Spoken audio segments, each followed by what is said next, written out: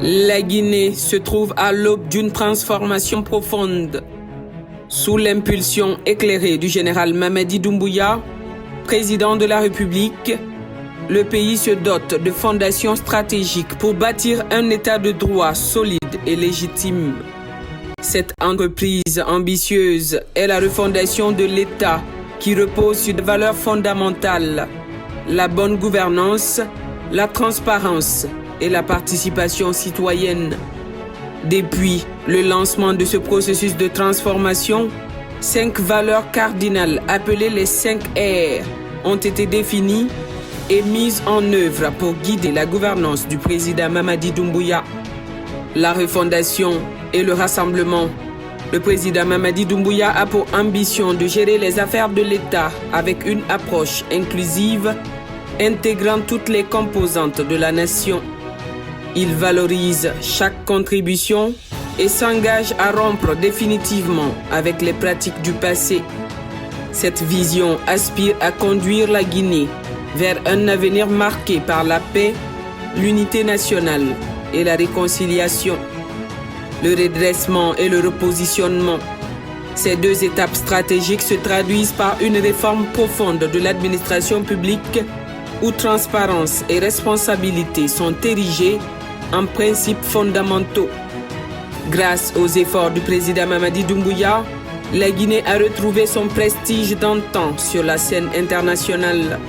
Les participations marquantes du chef de l'État aux grands rendez-vous mondiaux témoignent de cette dynamique.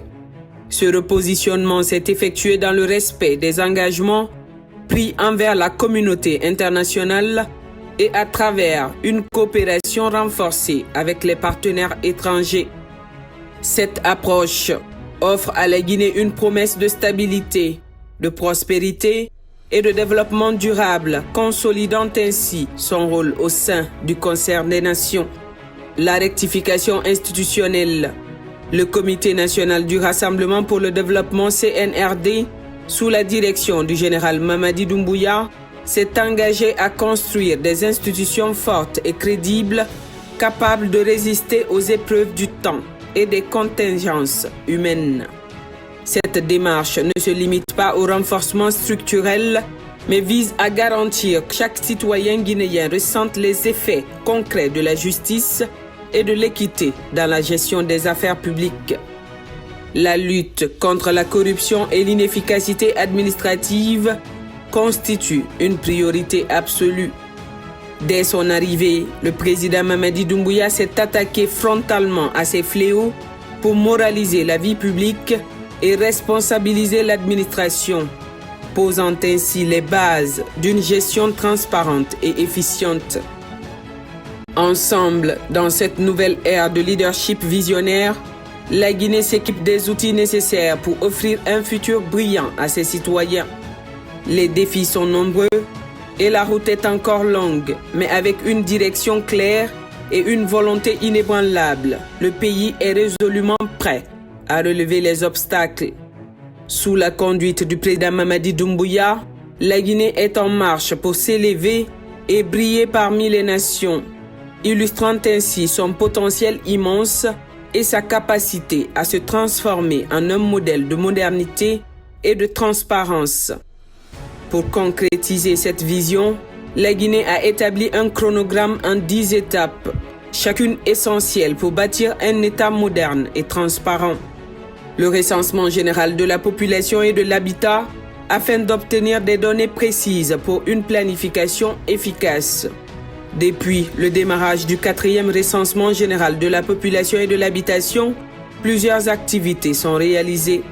Il s'agit principalement des travaux préparatoires, de la cartographie censitaire pilote et de la cartographie censitaire. La collecte des données de la cartographie censitaire a débuté le 11 mars 2024 et se poursuit dans toutes les préfectures et communes urbaines avec 720 agents pour une population estimée à 16 634 284 individus, dont 52,61% de femmes. Le recensement administratif a vocation d'état civil pour établir un état civil fiable et complet avec la création par décret présidentiel du PNRAVEC. L'objectif final est d'avoir une gestion efficiente de l'état civil des Guinéens en dotant chaque Guinéen d'une identité juridique. C'est une fondation qui sera la base sur laquelle la Guinée construira des étages. Le premier niveau est le fichier électoral, le second sera la sécurité sociale pour nos compatriotes. L'établissement du fichier électoral dans le but de garantir des élections libres et transparentes. L'élaboration de la nouvelle constitution pour créer un cadre juridique moderne et adapté aux besoins du pays. L'avant-projet de nouvelle constitution déjà élaboré par le CNT est en pleine vulgarisation. Durant plusieurs mois, conseillers et cadres du CNT ont mené d'intenses travaux pour expliquer aux populations de l'arrière-pays l'esprit et la lettre de l'avant-projet de nouvelle constitution. L'organisation du scrutin référendaire pour valider la nouvelle constitution par le peuple. L'élaboration des textes de loi organiques afin de mettre en place les lois nécessaires à l'application de la Constitution. L'organisation des élections locales pour renforcer la démocratie locale et la participation citoyenne. L'organisation des élections législatives afin d'élire des représentants pour un Parlement fort et représentatif. La mise en place des institutions nationales issues de la nouvelle Constitution avec pour objectif d'assurer le fonctionnement des nouvelles institutions.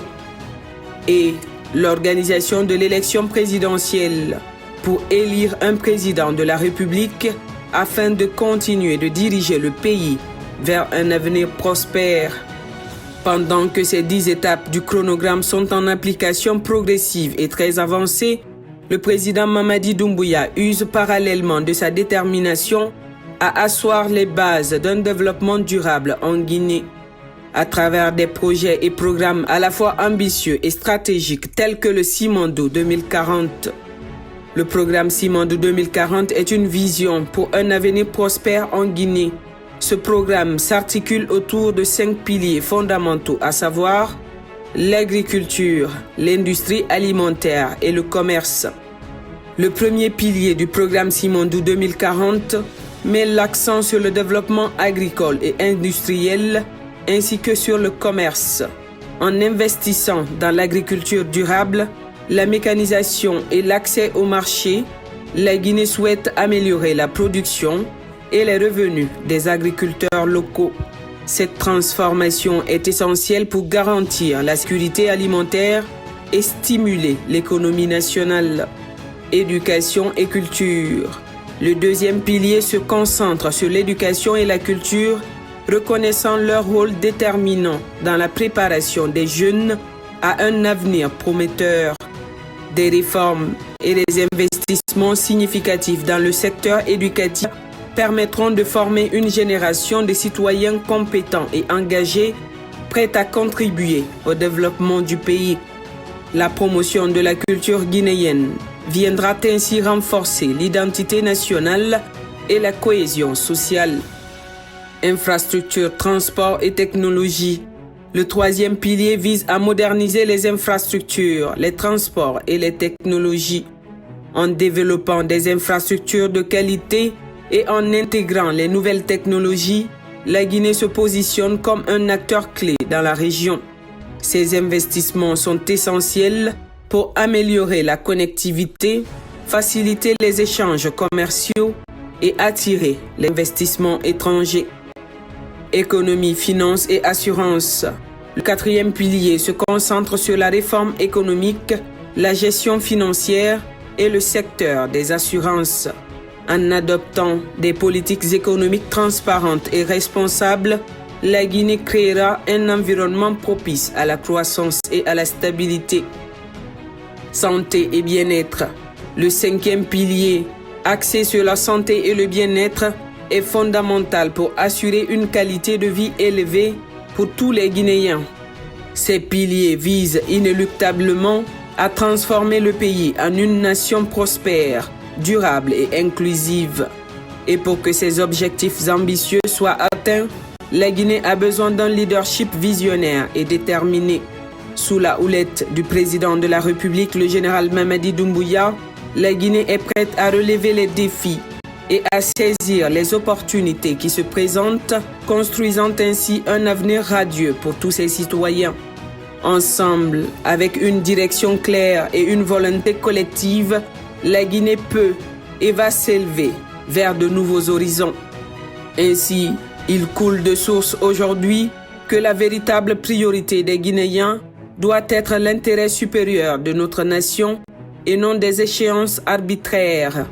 Chaque citoyen a un rôle à jouer dans ce processus de transformation en contribuant à bâtir des institutions solides, en promouvant la transparence et en participant activement à la vie publique.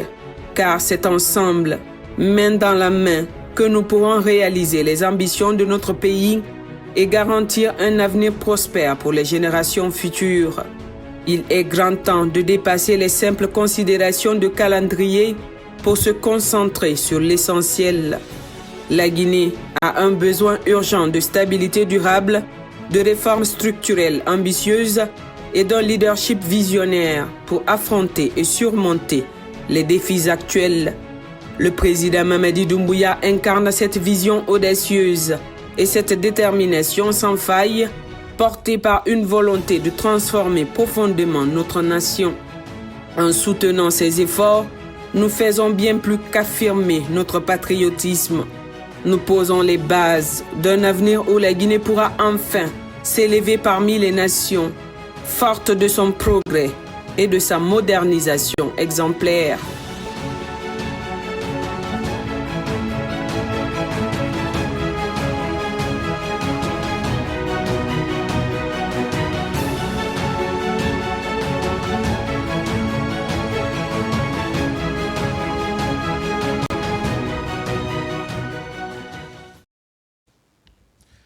Le ministre directeur de cabinet de la présidence, président du comité stratégique de Simandou, a présidé la cérémonie de signature de l'accord de mise en œuvre de la convention de base de la société SPIC. C'est pour la construction d'une raffinerie de transformation des produits miniers en Guinée. Cet accord s'inscrit dans le cadre du programme Simandou 2040, une initiative visionnaire du président général Mamadi Doumbouya. Explication, Oumar Bari. Le ministre directeur de cabinet de la présidence et président de l'accord cadre sino-guinéen en charge du suivi du projet Simandou et de l'élaboration du programme Simandou 2040, Djiba Diakité, a présidé le lundi 23 décembre 2024 au Petit Palais de la Présidence la cérémonie de signature de l'accord de mise en œuvre de la convention de base pour la construction d'une raffinerie de transformation des produits miniers en Guinée d'une capacité d'1,2 million de tonnes d'alumine par an. Outre le ministre secrétaire général de la présidence, général Amara Camara, les membres du comité stratégique de Simandou et ceux du comité de l'accord cadre sino-guinéen, cet événement majeur a été marqué par la présence des responsables des départements ministériels et de l'administration, ainsi que de l'ambassadeur de Chine en Guinée et les représentants de la société chinoise SPIC. Cet accord représente une étape historique et déterminante dans la valorisation des ressources naturelles de la Guinée, notamment la transformation de la bauxite en alumine. Cette importante étape dans le secteur minier de notre pays n'aurait pu être atteinte sans le leadership éclairé du président de la République, son Excellence le général Mamadi Doumbouya.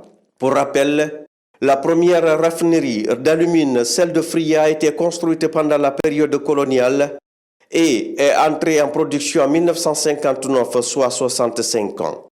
Dès le 5 septembre 2021, le président de la République n'a cessé de souligner l'importance cruciale de la transformation locale des produits miniers, notamment la bauxite, pour accélérer le développement socio-économique durable par l'industrialisation du pays. C'est dans cette optique justement que le chef de l'État a réuni toutes les entreprises minières qui ont des conventions de construction de raffinerie le 8 avril 2022 pour leur exiger de lui soumettre un plan de mise en œuvre de leurs engagements. Il a ainsi martelé que la Guinée ne doit pas seulement être un fournisseur de matières premières brutes, mais elle doit devenir un véritable pôle industriel capable de transformer ses ressources minières sur place. Vous avez signé bien sûr des conventions d'établissement avec le gouvernement guinéen. Ces conventions contiennent de part et d'autre des engagements et des obligations. Un engagement ou une obligation non tenue est une cause de nullité de la convention. Il en est aussi du processus de transformation de nos matières premières que vous exploitez. Désormais, leur transformation sur place devient incontournable. Le gouvernement prendra toutes ses responsabilités afin de faciliter la mise en œuvre des usines de raffinerie en République de Guinée. L'État jouera tout son rôle afin de créer les conditions de développement d'un corridor de prospérité. Ce projet de raffinerie s'aligne parfaitement avec la vision Simandou 2040, qui est un programme hautement stratégique de développement durable de la Guinée pour les 15 prochaines années, visant à exploiter de manière optimale les richesses minières du pays, en mettant l'accent sur la création de plus de chaînes de valeur pour le pays, en transformant la bauxite en alumine sur place, au lieu de simplement continuer l'exportation de la bauxite brute. L'accord signé le 23 décembre 2024 entre la société chinoise SPIC, Power Investment Corporation et l'État guinéen marque une avancée significative dans la mise en œuvre de cette vision. La cérémonie a également été l'occasion de rappeler les excellentes relations entre les peuples guinéens et chinois. Cette signature est le fruit de la coopération de longue date entre les deux nations. La visite officielle de son Excellence le général Mamadi Doumbouya en Chine en septembre 2024 et les entretiens qu'il a eus avec son homologue Xi Jinping ont permis la réalisation de cet important projet, tout en renforçant et posant les bases pour hisser les relations économiques entre les deux pays au même niveau que les relations politiques et diplomatiques. L'ambassadeur de Chine en Guinée a exprimé sa satisfaction de voir les relations entre les deux pays se consolider à travers des projets d'envergure comme celui-ci, un signe du renforcement de la coopération stratégique sino-guinéenne. Aujourd'hui, je suis très content de voir que la société SPIC signe une convention minière avec le gouvernement guinéen. J'espère que de plus en plus d'entreprises chinoises pourront s'impliquer dans le projet de la construction de raffinerie. La signature de cet accord représente bien plus qu'un engagement contractuel. C'est un projet structurant pour l'avenir économique de la Guinée qui devrait créer des milliers d'emplois et générer des retombées économiques importantes. Le PDG de SPIC, Liu Fergiu, a d'ailleurs exprimé la volonté de son entreprise de respecter pleinement ses engagements et de travailler étroitement avec le gouvernement guinéen pour assurer la réussite du projet. En tant que le projet important dans l'accord cadre de coopération stratégique sino-guinéenne, la première phase du projet d'installation d'alumine de SPIC en Guinée, depuis son lancement officiel en mai 2019, a été construite et exploitée sans heurts sous le ferme soutien des gouvernements chinois et guinéens. La signature de cet accord de mise en œuvre du projet d'alumine est sans doute une autre preuve solide de l'adhésion de SPIC API à une performance honnête et de sa contribution active à la mise en œuvre des contenus pertinents de sa convention minière. Avec un sens élevé de responsabilité et de la mission, nous mettrons activement en œuvre l'important consensus atteint lors de la réunion entre les chefs d'État de Chine et de Guinée au cours du Forum sino-africain cette année.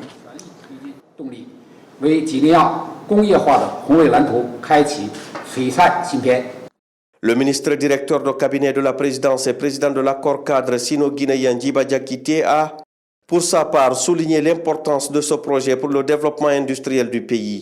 Il a également invité tous les acteurs concernés, tant guinéens que chinois, à travailler de manière concertée pour garantir le succès de ce projet phare, dont les bénéfices impacteront positivement l'économie nationale et le quotidien des Guinéens.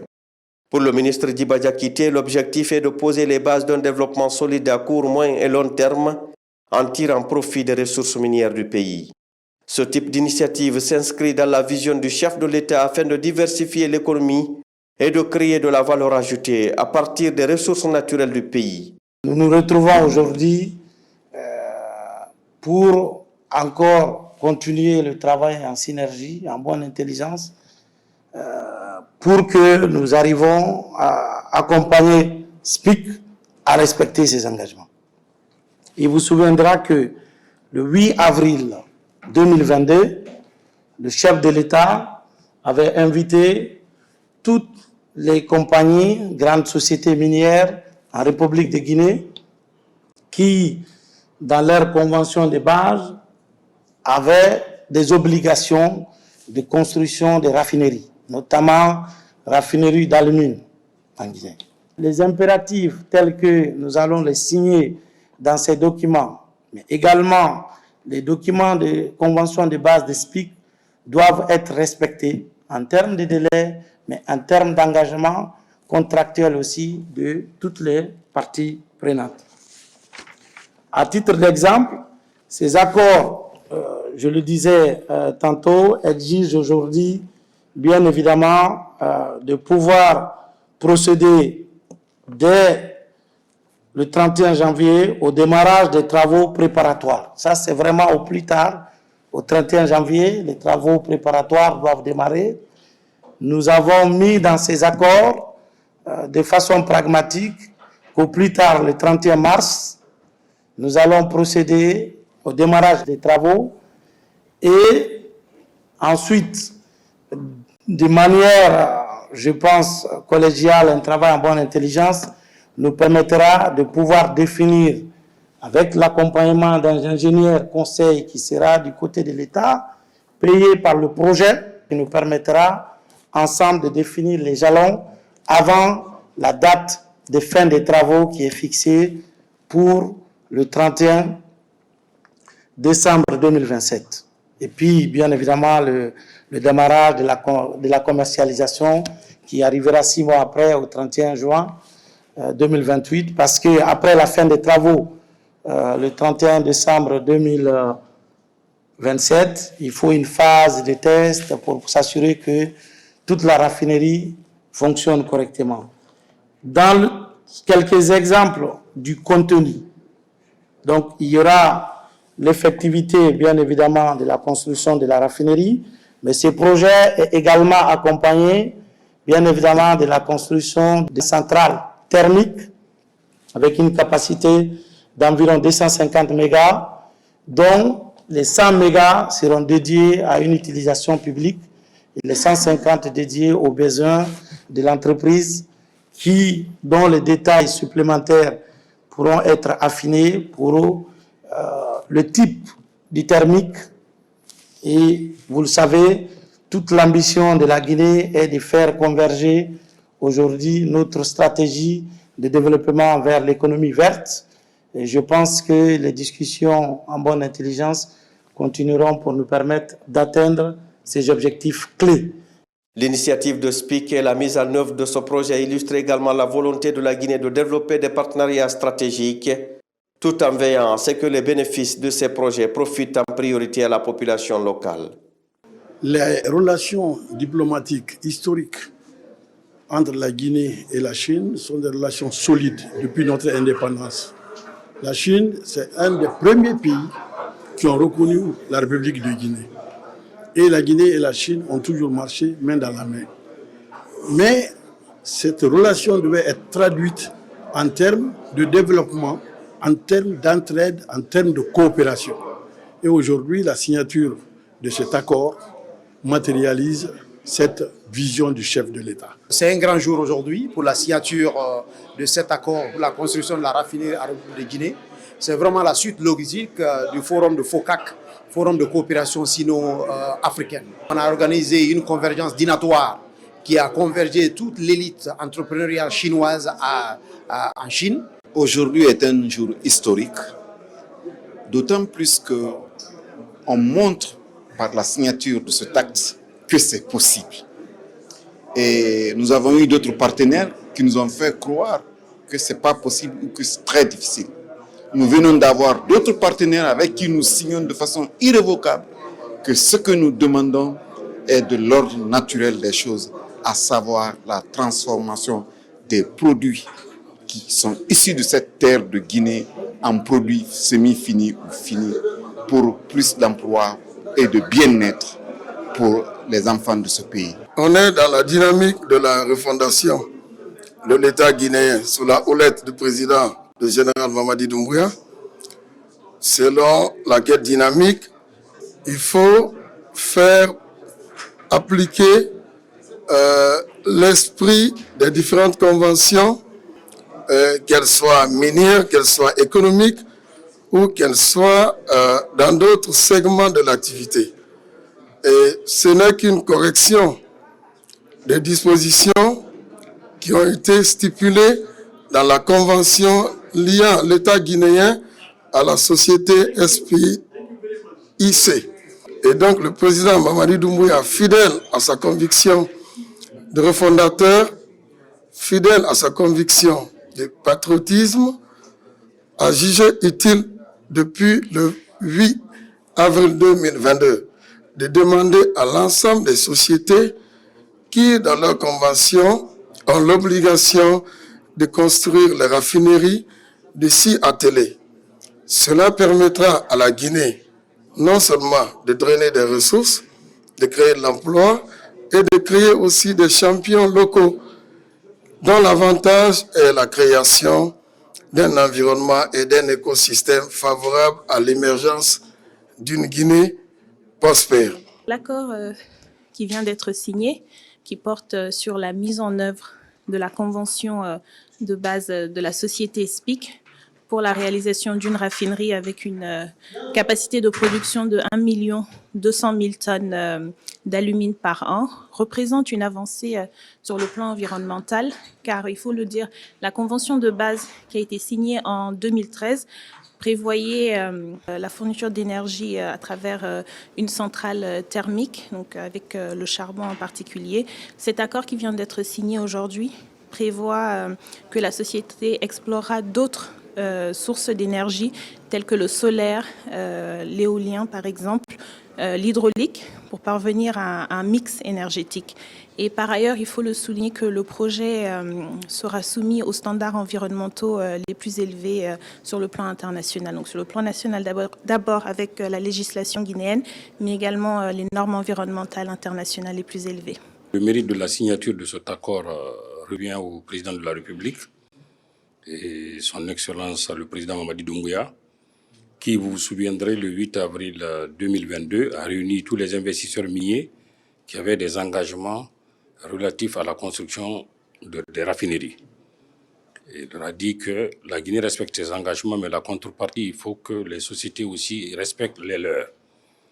Donc c'est la mise en œuvre de ces instructions qu'il a données au comité stratégique, au comité sino-guinéen et au ministère des Mines de la Géologie et les autres ministères impliqués pour amener cette société à respecter ses engagements de réalisation de la raffinerie. Et l'accord qui est négocié porte substantiellement sur un chronogramme agressif avec un démarrage des travaux préparatoires en janvier 2025, c'est-à-dire le mois prochain, le démarrage effectif des travaux au 31 mars ou plus tard le 31 mars 2025, la fin des travaux prévus au 31 décembre 2027 et avec une mise en service au plus tard le 30 juin 2028. C'est-à-dire la construction, la date d'achèvement, c'est 31 décembre 2027. La société a 6 mois pour les mises en service parce que c'est un outil industriel. Au 30 juin 2028, ils doivent commencer la première production commerciale.